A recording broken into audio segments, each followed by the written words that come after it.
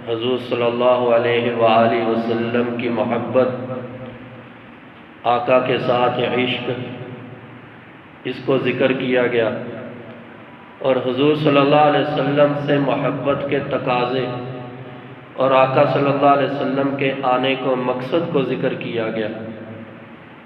हुज़ूर सल्लल्लाहु अलैहि वसल्लम की मोहब्बत से लेकर हुज़ूर सल्लल्लाहु अलैहि वसल्लम के आने के मकसद को लेकर और हुज़ूर सल्लल्लाहु अलैहि वसल्लम के साथ मोहब्बत के जो तकाज़े हैं, यानी कि अमले सालेह, उनको लेकर ये हर चीज़ उसी वक़्त काबिल कबूल और हर चीज़ उसी वक़्त हमें कामयाबी की तरफ ले जाने वाली है जब इनके अंदर दो चीज़ें पाई जाएंगी।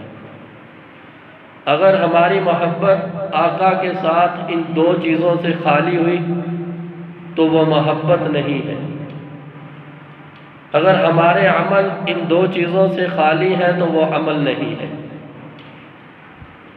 नंबर एक इखलास, नंबर दो तलबे सादिक। इखलास क्या चीज़ है? अमल के अंदर इखलास का होना, ये इखलास क्या चीज़ है? इखलास अमल के लिए ऐसे ही ज़रूरी है जिस तरीके से इंसानी जिस्म के लिए रूह ज़रूरी है। अगर जिस्म से रूह को निकाल लिया जाए तो ये जिस्म बेकार है, इसको फेंक दिया जाता है, मट्टी में डाल दिया जाता है। इसकी ना बेटे को वकात होती है, न बाप को वकात होती है, न माँ को वकात होती है। किसी रिश्तेदार, किसी को इसकी कोई वकात नहीं होती जब इससे रूह अलहदा हो जाती है। बेआईनी ही इंसान के जो अमल है, अमल के साथ इखलास का ताल्लुक बेआईनी ही है। अगर अमलों में से इखलास को निकाल लिया जाएगा तो ये अमल बेजान और मुर्दा हो जाएंगे। इन मुर्दा अमलों की अल्लाह के यहाँ कोई कदर और कोई मंजिलत नहीं है। चाहे तुम 1000 नफल पढ़ो, अपनी सारी जिंदगी का सरमाया सदका कर दो, अपनी सारी जिंदगी जिहाद में गुजार दो, सारी जिंदगी अल्लाह के रास्ते में गुजार दो, सारी जिंदगी कुरान पढ़ाते पढ़ते गुजार दो, लेकिन अगर ये इखलास से खाली है, ये तलबे सादिक से खाली है, तो इसकी अल्लाह रब्बुल इज़्ज़त के यहाँ कोई काबिल कबूल और कोई वकात नहीं है। हुज़ूर सल्लल्लाहु अलैहि वसल्लम ने क्या फरमाया कि हशर के मैदान में अल्लाह रब्बुल इज़्ज़त एक ऐसे शख्स को बुलाएंगे, एक ऐसा आलिम कि सारी जिंदगी लोगों को तबलीग करते हुए उसने गुजार दी, सारी जिंदगी कुरान पढ़ाते हुए गुजार दी, सारी जिंदगी लोगों को राह रास्त की तरफ बुलाता रहा। अल्लाह रब्बुल इज़्ज़त हशर के मैदान में बुलाएंगे, फरमाएंगे तूने मेरे लिए क्या किया, तुझे जिंदगी दी थी, या अल्लाह मैंने सारी जिंदगी तेरे रास्ते में गुजार दी, सारी जिंदगी ये। अल्लाह रब्बुल इज़्ज़त कहेंगे तू झूठ बोलता है। हालांकि हकीकत जिंदगी उसने अल्लाह के रास्ते में गुजारी। अल्लाह कहेंगे तू झूठ बोलता है, तूने तो कुरान इसलिए पढ़ाया ताकि लोग तुझे कारी कहें, तू लोगों को दीन की तरफ इसलिए बुलाता था लोग तुझे आलिम कहें, लोग तेरी इज्जत करें। वो दुनिया के अंदर तुझे लक़ब मिल गया, तुझे कारी भी कह दिया गया, तुझे आलिम भी कह दिया गया, आज वो तेरा अमल ज़ाया कर दिया गया क्योंकि उस अमल में इखलास नहीं। इखलास से खाली अमल रद्द कर दिया। एक आलिम सारी जिंदगी गुजार दी इल्म के साथ, इखलास नहीं तो उस आलिम का इल्म, उस पर अमल, सारी जिंदगी ज़ाया, खत्म। हुक्म हो गया, इसको जहन्नम में फेंक दिया। मुजाहिद को बुलाया जाएगा, या अल्लाह सारी जिंदगी जिहाद किया, हत्ता के शहीद कर दिया गया। अल्लाह फरमाएगा नहीं, तो जिहाद इसलिए किया कि लोग जो मुझे गाजी कहें या शहीद कहें या बहादुर कहें, वो दुनिया के अंदर लक़ब तुझे मिल गए, इखलास की खातिर नहीं किया। तूने एक गरज की खातिर जिहाद किया, वो गरज तुझे दुनिया के अंदर हासिल हो गई, आज आखिरत के अंदर तेरा कोई हिस्सा नहीं है। सारी जिंदगी का जिहाद खत्म, इखलास से खाली। गरज ये कि हर शख्स को यूं ही बुलाया जाएगा, नमाजी बुलाया जाएगा, हर शख्स को बुलाया जाएगा, गनी को बुलाया जाएगा कि सारा माल खर्च कर दिया, लेकिन रद, इखलास नहीं। दुनिया के अंदर बतलाना चाहते थे कि मेरे पास माल है, मैं खर्च करने वाला हूं, लेकिन इखलास नहीं था। वो दुनिया के अंदर लक़ब तुझे मिल गया गनी का, आज आखिरत के अंदर तेरा कोई हिस्सा नहीं है, जहन्नम। मतलब ये है बतलाने का कि इखलास से खाली अमल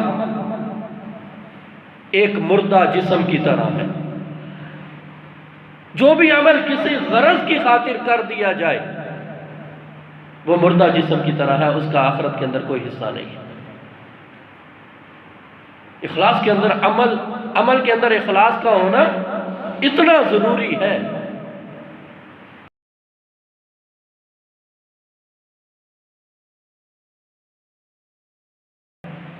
कि एक बादशाह था, एक दिन बड़ा खुश उसके वजीर ने कहा बादशाह से कि बादशाह सलामत, इतनी बड़ी सल्तनत है, कुछ थोड़ा सा हिस्सा मुझे भी दे दें अपनी सल्तनत में से, मुझे इतनी ज़िंदगी होगी आपकी खिदमत करते हुए, मैं भी उस पर हुकूमत कर लूँ। बादशाह ने कहा ठीक है, कातिब को बुलाओ। कातिब को बुलाया गया। बादशाह ने कहा लिखो कि हम अपनी हुकूमत का आधा हिस्सा, सल्तनत का आधा हिस्सा इसको देते हैं, लेकिन 3 शर्तें हैं। अगर ये 3 शर्तें पूरी कर दे तो हम इसको आधी सल्तनत दे देंगे। अगर इसने ये 3 शर्तें 1 महीने के अंदर इनका जवाब ना दिया तो हम इसका सर कलम कर देंगे। शर्तें लिखी गई। पहली शर्त कि जिंदगी का, इंसान की जिंदगी का सबसे बड़ा सच कौन सा है। दूसरी शर्त यह लिखी गई कि इंसान की जिंदगी का सबसे बड़ा धोखा कौन सा है।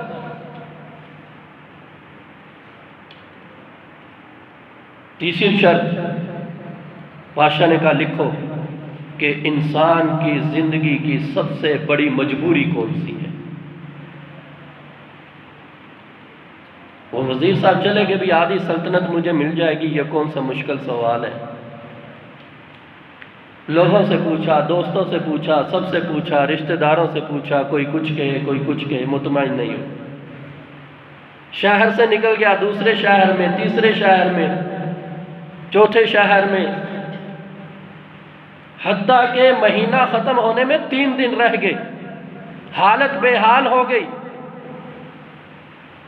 आखिर के अंदर एक शख्स मिलता है, भाई क्यों, क्या मसला। ये 3 सवाल है बादशाह ने दिए हैं, इनके पीछे घूम रहा हूं। उसने कहा फलां जगह पे जाओ, एक अल्लाह वाला बैठा हुआ है, अल्लाह से लौ लगाई हुई है, उससे मिलो, वो आपके सवालों का जवाब दे देगा। वजीर साहब पहुंचे उसके पास। झोंपड़ी लगी हुई है, झोंपड़ी के बाहर एक कुत्ता बैठा है, कुत्ते के आगे एक बर्तन है, उसमें दूध पी रहा है कुत्ता बैठा हुआ।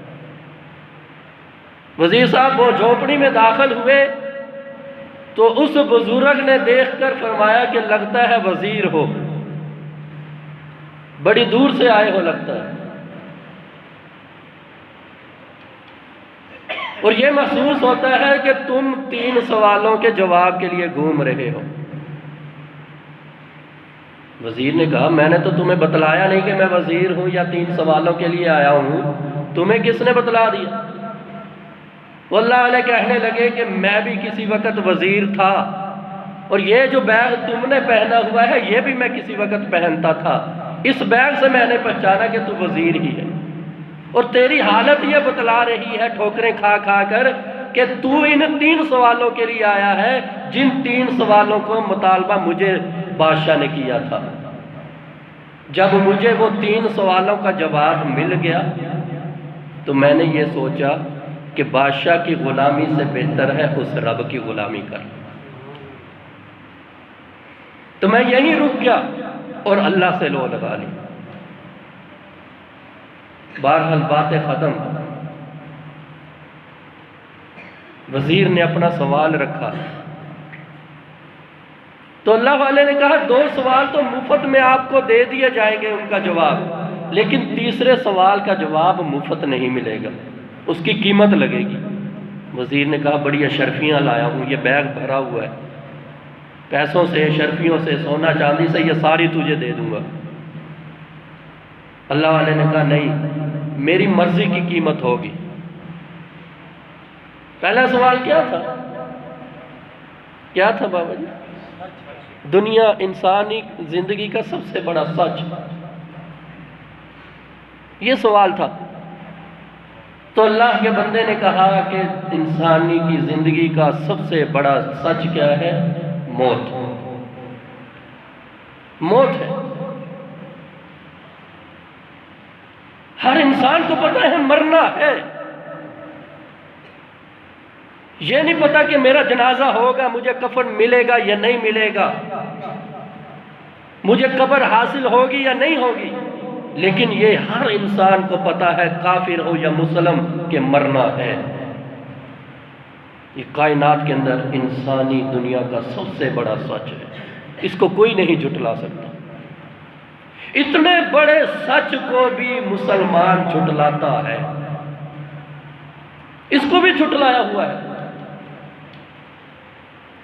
रोजाना अपनी आंखों के सामने जनाजा पड़ा, उसी जनाजे के पर खड़ा होकर इंसान हंसता है, उसी जनाजे, उसी कब्रिस्तान में खड़ा होकर बैठकर इंसान को कारोबार, सियासत, आल औलाद याद आती है। इस सच को हमने झुटलाया हुआ है। अगर ये सच याद होता तो हम जनाजे को देखकर जिंदगी में कभी ना हंसते। एक जमाना था, एक जमाना, मैंने खुद वो जमाना देखा है। मैंने भी सन 1992-93 की बात कर रहा हूँ, मैंने खुद ये जमाना भी देखा है। इससे पहले तो और भी इससे अच्छा जमाना होगा।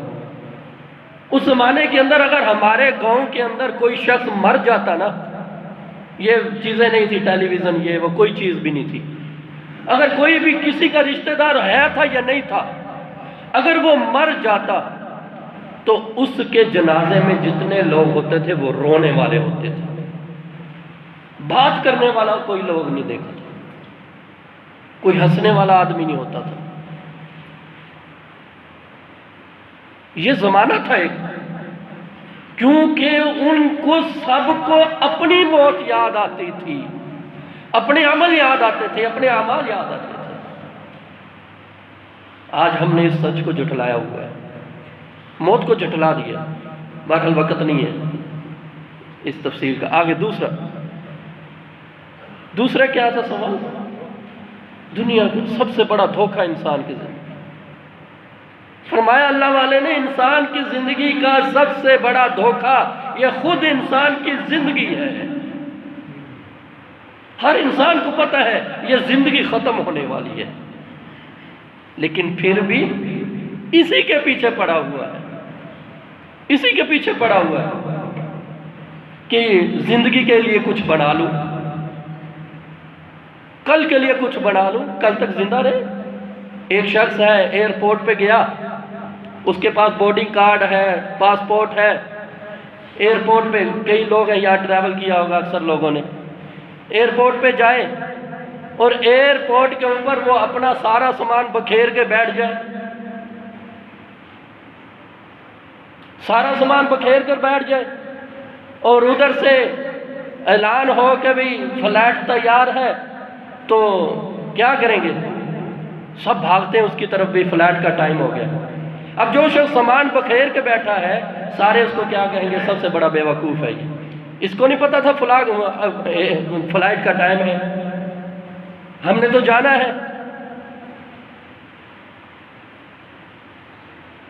अब क्या उसको कोई अक्लमंद कहेगा? नहीं। वहां पर जितना खूबसूरत एयरपोर्ट है, बेहतरीन एसी लगे हुए बेहतरीन जगह है, इंसान को तो चाहिए अपना वहीं पे मस्कन बना ले, लेकिन अपना सामान बांधकर इंसान हर फर्द तैयार बैठा होता है और हाथ के अंदर अपना पासपोर्ट लेकर बैठा है, टिकट लेकर बैठा है कि जो ही ऐलान होगा सबसे पहले मैं फ्लैट के अंदर दाखिल हो जाऊं। भागते हैं लोग, धक्के देते हैं, लाइनें लगाते हैं। उनको पता है ये एयरपोर्ट अगरचे इतना मुज़य्यन है, सब आराइशें मौजूद है, लेकिन हमने यहाँ पे रहना नहीं है, यहाँ सिर्फ हम इंतज़ार के लिए आए हैं फ्लाइट की। ये जिंदगी, ये हमें धोखा दे हुए है। ये जिंदगी एक सांस है, दूसरे सांस का हमें इल्म नहीं है, लेकिन हम इस धोखे में पड़े हुए हैं कि हमने इस जिंदगी इस दुनिया के अंदर पता नहीं कितनी उम्र गुजारनी है, कितनी जिंदगी रहनी है, और इस जिंदगी के लिए हमने अपने आप को खत्म कर दिया, अपने सारे सामान पे खेर दिया। कल बुलावा आ जाए तो हमारा सामान बिखरा हुआ है इस जिंदगी के अंदर। खानदान से लड़ाई, रिश्तेदारों से लड़ाई, किसी का जुल्म करके पैसा दबा लिया, किसी की जमीन हजम कर ली, ये सारा कुछ हमारा समेटना बाकी है। अगर बुलावा आ गया मौत का तो ये बगैर समेटे हम चले गए, तो इसका हिसाब कौन देगा? ये जिंदगी धोखा है। अगर हमें पता चल जाए कि ये जिंदगी हमें धोखा दे रही है, तो हम लोगों के साथ जुल्म ना करें, लोगों के साथ बदज्यादती ना करें, लोगों का माल हजम ना करें, किसी के नाहक कब्जा ना करें। लेकिन हम इस धोखे में पड़े हुए हैं। और जो तीसरा सवाल क्या था? सबसे बड़ी मजबूरी इंसान की सबसे बड़ी मजबूरी उस वक़्त ख़त्म हो गया, अब क्या करें? सबसे बड़ी मजबूरी क्या है? इंसान की गरज। लेकिन ये जवाब अल्लाह वाले ने क्या कहा? मैं जवाब नहीं दूंगा जब तक मैं अपनी कीमत ना लगाऊं, अपनी मर्जी की कीमत ना लगाऊं। उन्होंने कहा लगाओ कीमत। अल्लाह वाले ने कहा वो कुत्ता दूध पी के चला गया है, जो बर्तन में दूध बचा हुआ है वह दूध पी, फिर इसका जवाब दूंगा मैं। उसने कहा भाई पागल हो गया, मैं वजीर हूं, इतनी दौलत है मेरे पास, तो तुम कहते हो कुत्ते के बर्तन से बचा हुआ दूध पी लो। अल्लाह वाले ने कहा जाओ फिर गर्दन कटवा लो, मैं तो नहीं इसका जवाब देता, मैं तो नहीं बताता इसका क्या जवाब है। आधा घंटा, एक दिन, 2 दिन सोचा, अकल ने कहा छोड़ पर 1 मिनट लगेगा, दूध पी ले, क्या है जवाब तो मिल जाएगा, बादशाहत मिल जाएगी, दौलत मिल जाएगी, कौन देख रहा है यहाँ पे। उसने बर्तन उठाया और घटाघट दूध पी गया, कुत्ते का बचा हुआ। फरमाया मैंने पी लिया दूध, बताओ जवाब दो। अल्लाह वाले ने कहा यही तो इसका जवाब है। गरज इंसान को अंधा कर देती है, गरज इंसान को अंधा कर देती है। उसको न हलाल का पता चलता है, न हराम का पता चलता है, न महरम का पता चलता है, न गैर महरम का पता चलता है, न अपने का पता चलता है, न पराई का पता चलता है, न ही उसको हक का पता चलता है, न जुल्म का पता चलता है। ये गरज है। और गरज का मद्दे मुकाबिल क्या है, उलट क्या है? बेगरज। बेगरज को इखलास कहते हैं। अगर हमारा अमल बेगरज होगा, कोई भी अमल, तो वो हमारा आखिरत के अंदर कामयाबी दिलाने वाला अमल है। अगर हमारा अमल उसके अंदर जर्रा बराबर भी गरज शामिल हो गई, तो आखिरत के अंदर उस अमल का कोई हिस्सा नहीं, कोई हिस्सा नहीं। मेरे भाइयों, अमलों के अंदर इखलास जरूरी है।